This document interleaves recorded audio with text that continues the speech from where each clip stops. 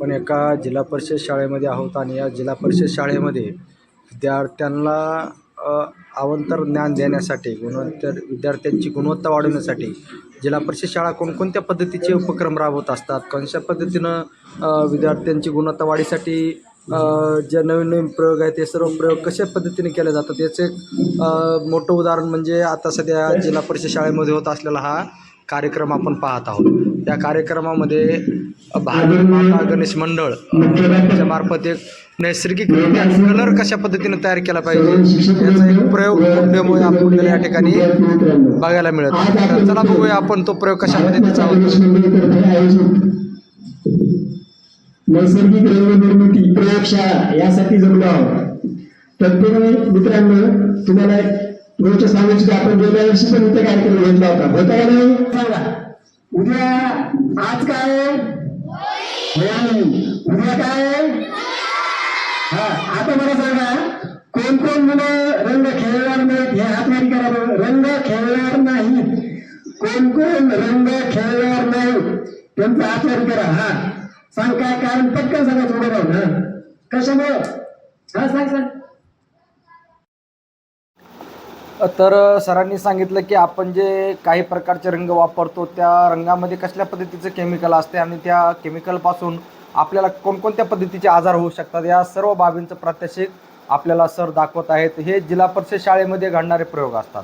या जिल्हा परिषद शाळेत विद्यार्थ्यांना रंगाचं महत्त्व समजून सांगण्यासाठी आणि नैसर्गिक रंग कशा पद्धतीने आपण तयार केले पाहिजे जेणेकरून ज्याचा आपल्या इतरांना कुठला दुष्परिणाम नाही झाला पाहिजे यासाठी सरांनी हे जे थोरे सर आहेत यांना मुद्दामून या शाळेमध्ये बोलवण्यात आलेलं आहे. आणि त्यांचं खास वैशिष्ट्य म्हणजे या थोरे सरांचा गेल्या वर्षी जिल्ह्यातून पहिला क्रमांक आला होता, ज्यांनी जे की नैसर्गिक रंग कशा पद्धतीने केले पाहिजे तयार केले पाहिजे याचं प्रात्यक्षिक दाखवतात.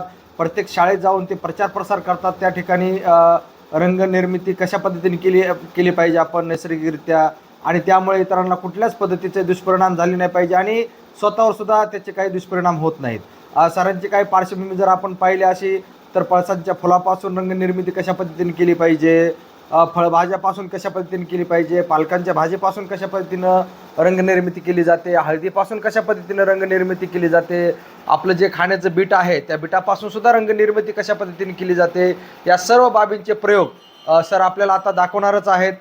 ते आपल्याला आता बघायचेच आहेत. आता सरांनी विद्यार्थ्यांना जे रंगापासून दुष्परिणाम होतात याचे काही फोटो सरांकडे उपलब्ध आहेत. सरांनी सर्व काही माहिती विद्यार्थ्यांना दिलेलीच आहे. तर बघूया सर नैसर्गिक रंग कशा पद्धतीने तयार करतात आणि त्याच्या प्रक्रिया काय काय आहेत आपल्याला आता बघायचंच आहे.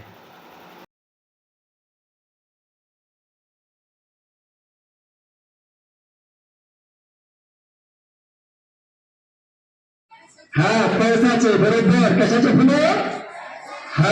तर बघा रंगपंचमी जवळ आली रे आली की तुम्ही बघायचं सगळ्या पैसाच्या झाडाला खूप दाट फुलं असतात. दिसतं का एकदम केशरी डार्क झाड. तर त्या केशरी फुलापासून आपण काय करू शकतो तर कलर तयार करू शकतो. तर त्याची प्रक्रिया खूप सोपी आहे.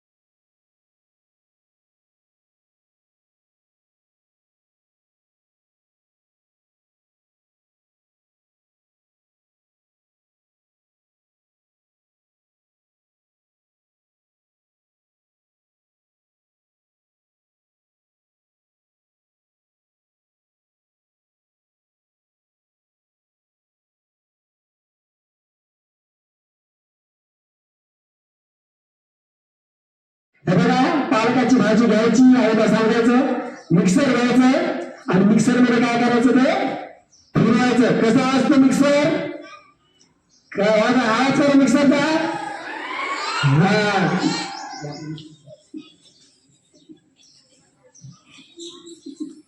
फिरायला आता की ते आपलं तयार झालं. आता बायाचं पण किती छान हिरो आता तयार होत होतं.